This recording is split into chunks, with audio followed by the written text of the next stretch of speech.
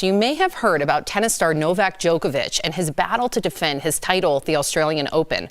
Djokovic, which was seen practicing today in Melbourne, had been held in detention while trying to enter the country over visa issues, all because he's not vaccinated. A judge finally let him in, but could still have his visa canceled. There are also reports that he may have lied on his visa application, saying he had not traveled 14 days prior. But here's the kicker. There's photos showing him in Spain and Belgrade. So there are also fears of possible fights in the stands if he plays between anti-vaxxers and people who agree with the country's COVID protocols. And a lot of people there feel that he has been given very special treatment. Okay, so let's talk about it. Let me see the panel. I don't know who. Is everybody on? Okay, good. We got everybody here. Jeff, welcome. You're just joining us. What did you think about this? Do you think that he should be able to play?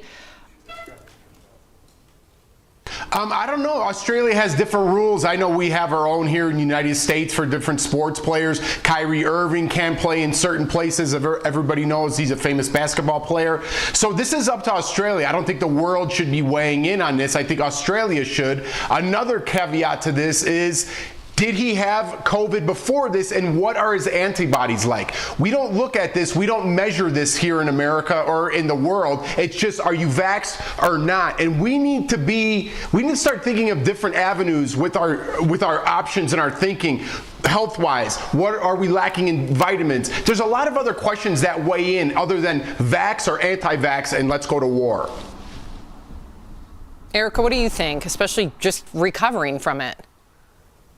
Yeah, I agree with Jeff that the people of Australia should really make the final decision, because ultimately they have been locked down much more so than we've been locked down. Like when we have conversations about lockdown, yes, there were different areas, different states had different protocols for what lockdown meant. But when you talk about other countries and lockdowns, like we as American citizens were out in these streets compared to what other countries experience. So I would ask the citizens of Australia, if you were in this intense lockdown for over a year and you were really isolated in a way that most of the world wasn't, is it fair to you that this one person is being made to give an exemption to?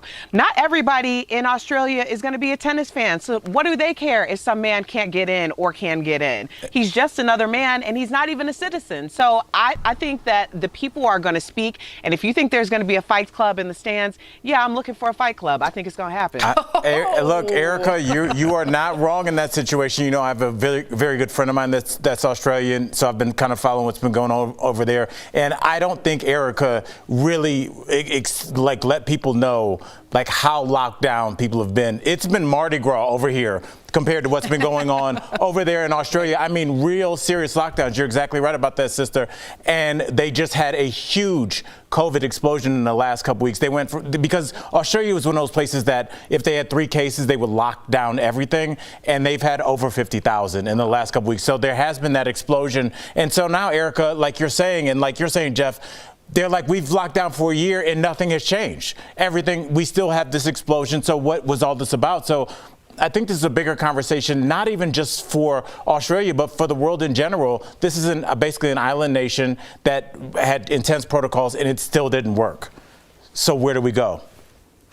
I mean, it backfired once the lockdown got opened up, though. But I'm not advocating for people to be in permanent lockdown. Nuance, you're right. Yeah, there's a lot of nuance there. And you spoke of 50,000 cases being an explosion. Los Angeles County, just the school district alone, had 65,000 cases yesterday. I saw that. So that's alarming. But yeah, there's a lot to talk about here.